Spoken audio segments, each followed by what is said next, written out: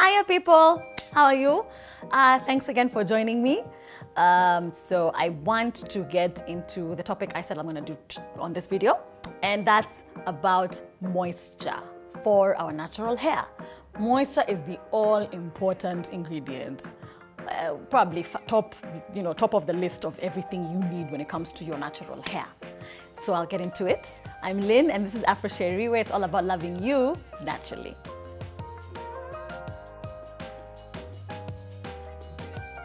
Moisture.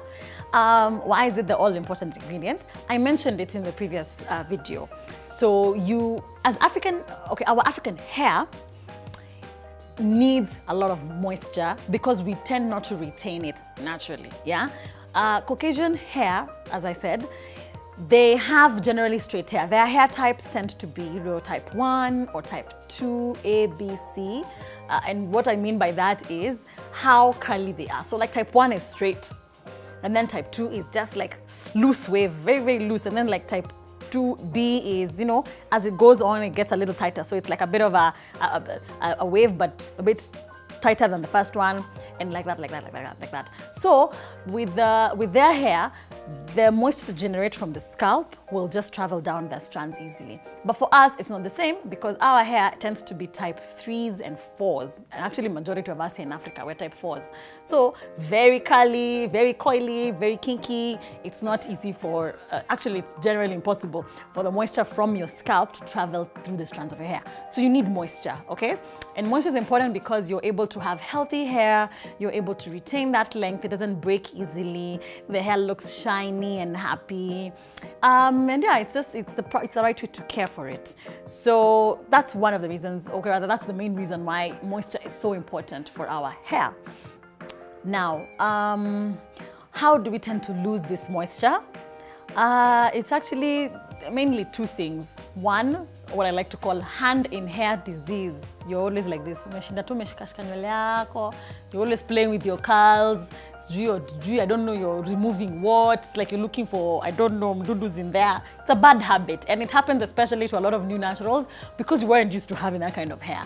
So I remember for me, especially in my first year, I struggled with it. I was constantly touching it. And even right now, if I touch it, there's some, oil on my fingers and on my nails. That's one of the main ways you tend to lose moisture. You're always touching it. And please remember, as I mentioned earlier, or rather in the previous videos, manipulation, just constantly, touching your hair, whenever you're styling it, or I don't know, you're combing it and whatever, that also leads to breakage. And it's because you're reducing the moisture in it, yeah? Another way that I believe you lose a lot of moisture is you sleep on a cotton pillow without, protecting your hair. I've said this before, you must use a silk or satin scarf. And if you haven't seen the video where I tell you the many ways you can do that when you're sleeping, you can check it out.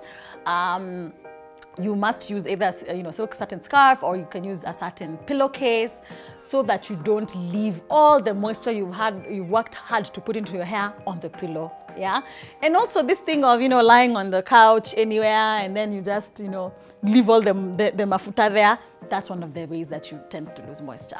So I guess it does need you to sort of get in the habit of remembering, being conscious of where you're going to put your head. And I tend to be conscious because I don't like leaving oil everywhere. Not even so much because of my hair, but because of the other person's maybe couch or window, or some of you people in the mat or in your car.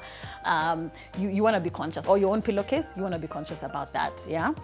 So how do you then apply this moisture for it to stay? And in fact, what products do you use?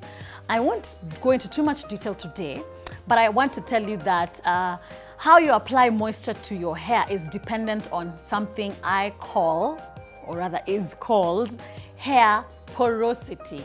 I have used a big word, but I promise this word will be your friend soon. What is hair porosity? Porosity refers to how porous your hair is.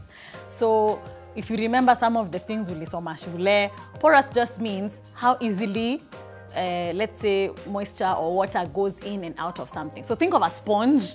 So a sponge is highly porous because it can soak in water quickly and you can just squeeze it and it'll, pour it all out very easily. So it's highly porous, yeah? So there are actually types of porosity for hair.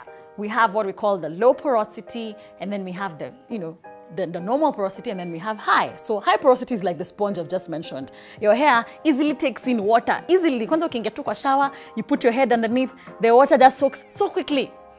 But the moment you also come out, it all comes out so quickly as well, and it can really leave your hair dry. Yeah. Then there's the normal porosity where you generally have normal intake of water or moisture, and it also has normal release of it. Now, low porosity, which is by the way my kind of hair, it does not let that water into the hair easily. It doesn't let moisture in. Inakaa tu hapo juu, especially products, they just sit on top there.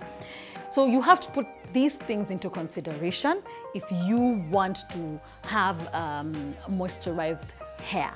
So I'll talk about the methods of how to do that in the next video. Sawa? Sawa. Thank you guys so much for watching. Please keep commenting. Please keep sending in your messages and your questions. I'm really looking forward to, I really enjoy responding to you guys. I really enjoy the engagement we're having. I want to know if I'm helping you out, so let me know. If you have any kind of feedback, please also bring that through. Otherwise, tafadhali subscribe, share this to your friends who you think, hey, you need to know this. You are that chick who's always having your hand in the hair. You need to see this. Share it with that chick, that friend of yours. And I'll see you next time on Afro Sheri, where it's all about loving you naturally. Mwah. Bye.